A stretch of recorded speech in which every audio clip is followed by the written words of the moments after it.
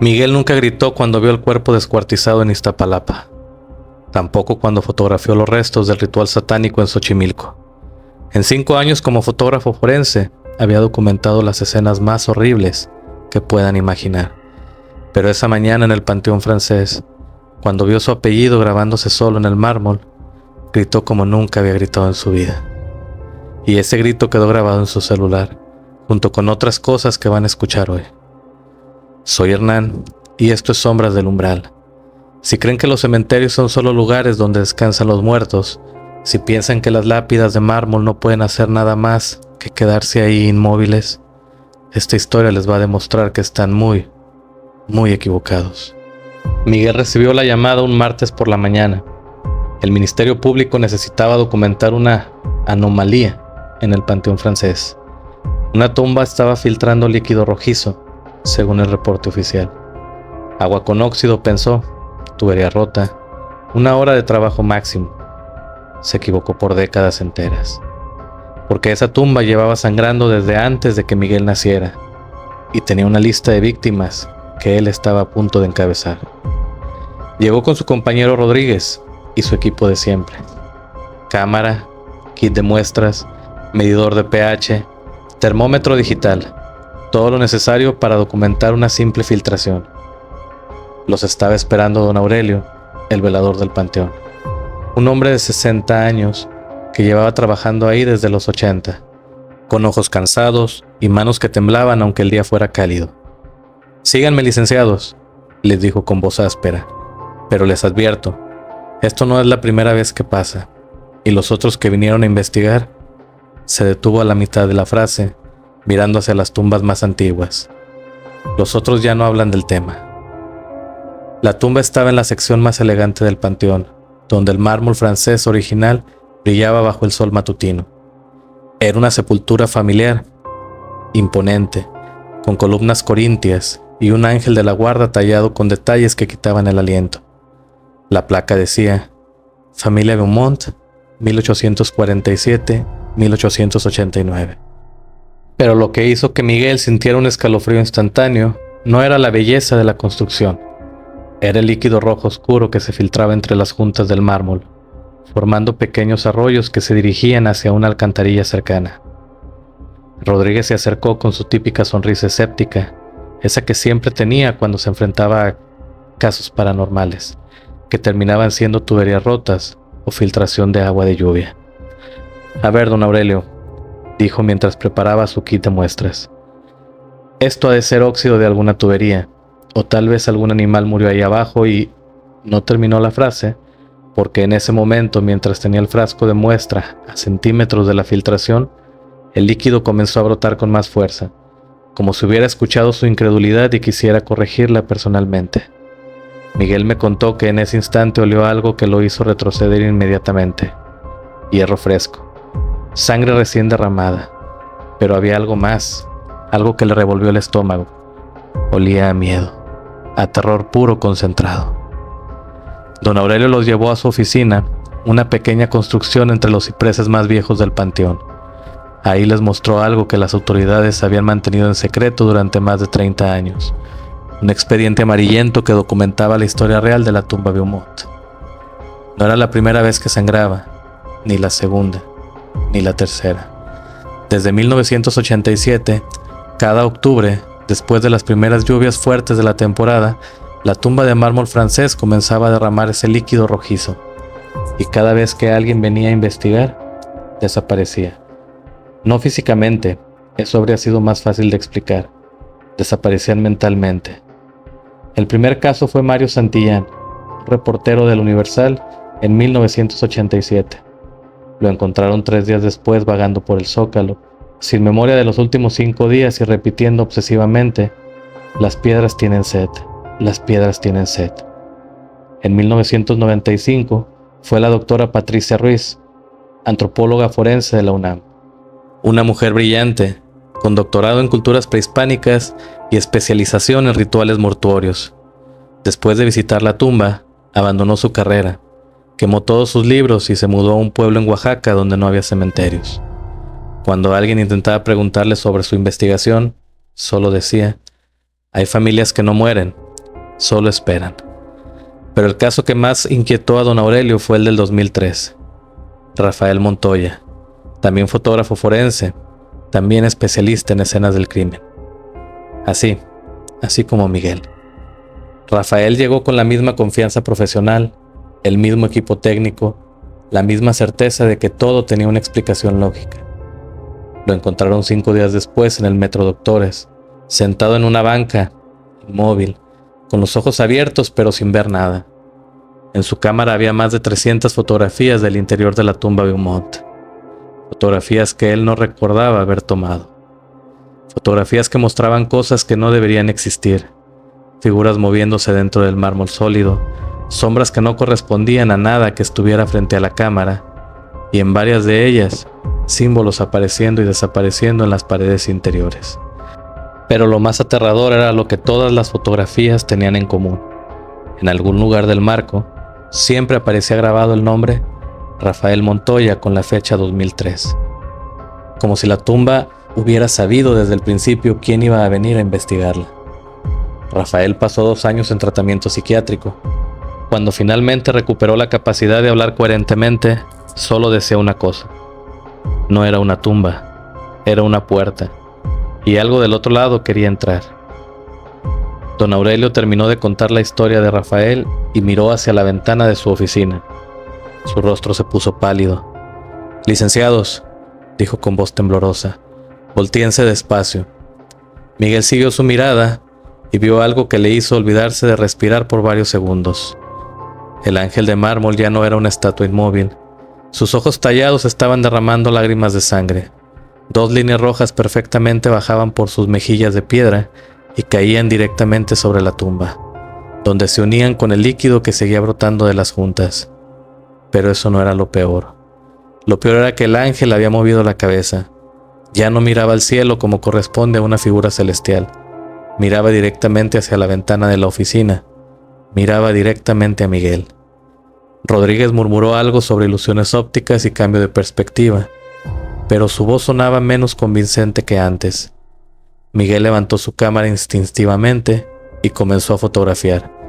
Fue entonces cuando lo escuchó por primera vez, un susurro que parecía venir de la misma tumba, llevado por el viento hasta la oficina.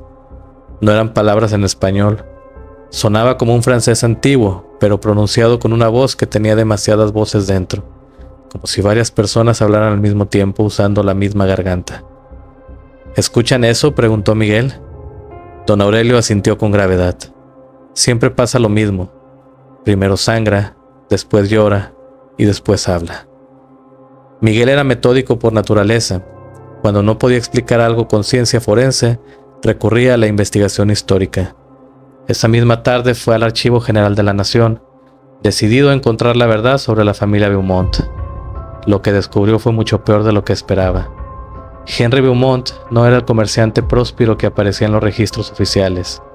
Era ocultista, específicamente especializado en necromancia temporal, la capacidad de comunicarse no solo con los muertos, sino con eventos de diferentes épocas. Según documentos que Miguel encontró en archivos de la Inquisición mexicana, Henry había llegado a México huyendo de la policía francesa. En París, había sido acusado de asesinatos rituales relacionados con experimentos para anclar almas a través del tiempo. Su teoría era que la muerte era solo una transición dimensional y que con los rituales correctos se podía mantener a alguien vivo en múltiples momentos temporales simultáneamente. La familia Beaumont murió en la epidemia de cólera de 1889, pero los documentos sugerían que Henry había logrado completar su experimento antes de morir. Un experimento que requería víctimas específicas, personas que trabajaran con la muerte, que entendieran la frontera entre la vida y lo que viene después. Personas como fotógrafos forenses. El ritual necesitaba 4 almas espaciadas a través de décadas para poder manifestarse completamente en el tiempo presente. Mario era la primera, Patricia fue la segunda, Rafael fue la tercera persona. Miguel iba a ser la cuarta. Por más que Miguel trató de mantenerse alejado, algo lo jalaba de vuelta al panteón francés. No era curiosidad profesional ni obligación laboral. Era compulsión pura. Regresó una semana después, solo, con una cámara nueva y un grabador de audio. Necesitaba documentar lo que fuera que estaba pasando, aunque su instinto le gritara que huyera. El panteón nocturno era completamente diferente.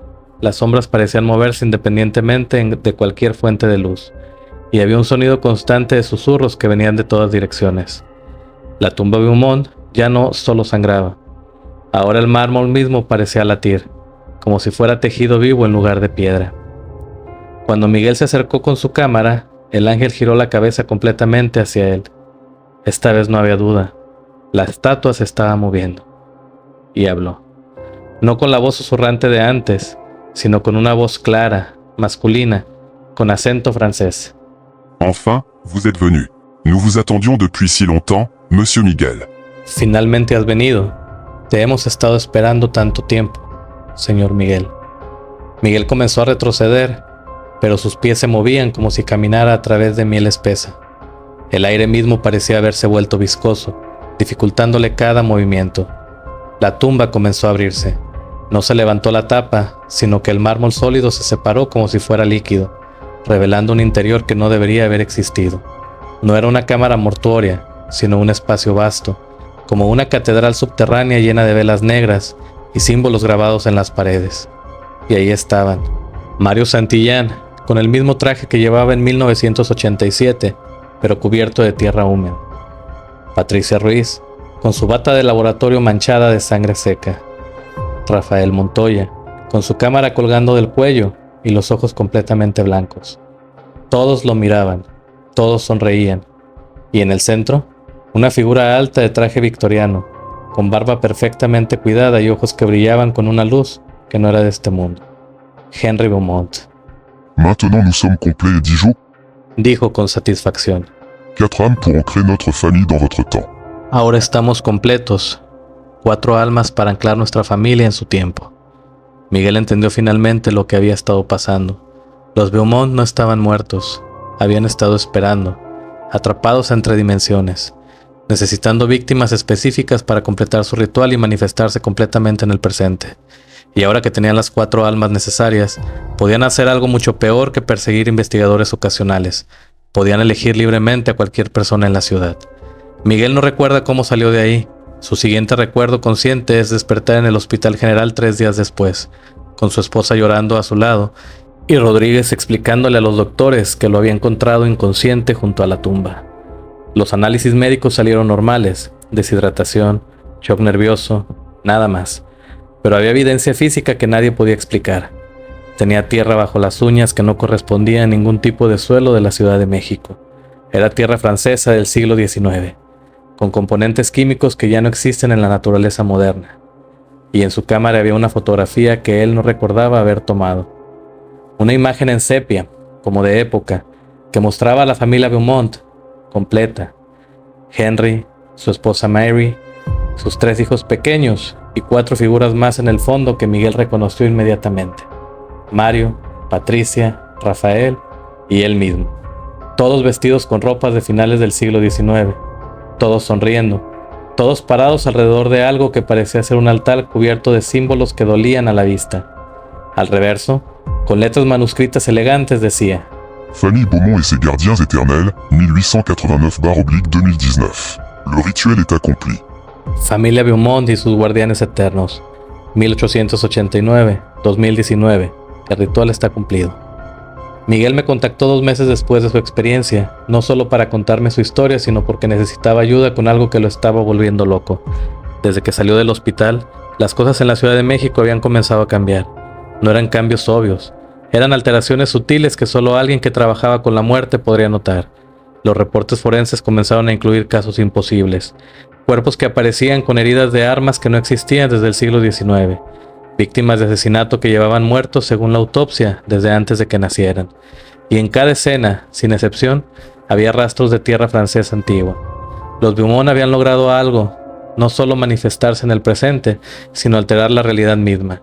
Ya no estaban atrapados en su tumba, estaban sueltos en la ciudad, con 4 almas de especialistas en muerte como sus sirvientes eternos. Pero lo que más aterroriza a Miguel era lo que había comenzado a pasar con otros cementerios de la ciudad. Había recibido reportes similares del Panteón Dolores, del Panteón San Fernando, del Civil Dolores. Tumbas que comenzaban a sangrar, estatuas que se movían, susurros en idiomas antiguos, como si el éxito del ritual de los Beaumont hubiera despertado algo más grande, como si toda la Ciudad de México fuera un cementerio gigante esperando el momento correcto para revelar lo que realmente guardaba bajo sus calles. Miguel terminó su testimonio con una confesión que me heló la sangre. Hernán, yo no te busqué por casualidad. Ellos me dijeron tu nombre. Los Beaumont saben que investigas estos casos y están interesados en tu trabajo. Me mostró su celular. Tenía mensajes de texto que llegaban a cualquier hora, siempre del mismo número desconocido y siempre en francés antiguo. Al principio pensé que Miguel había tenido un episodio psicótico, que todo era producto de trauma postestrés, hasta que comencé a recibir los mismos mensajes. Soy Hernán, y esta es la historia más peligrosa que he investigado para Sombras del Umbral. No solo porque documenta eventos sobrenaturales reales, sino porque al contarla me he convertido en parte de ella. Manténganse alejados de los cementerios antiguos de la Ciudad de México, especialmente si ven mármol francés. Si alguna vez reciben mensajes en francés de números desconocidos, no los abran. Algunos misterios es mejor dejarlos sin resolver. Amigos, si esta historia les gustó, suscríbete, dale like, activa la campanita y nos escuchamos en la próxima historia. Hasta pronto.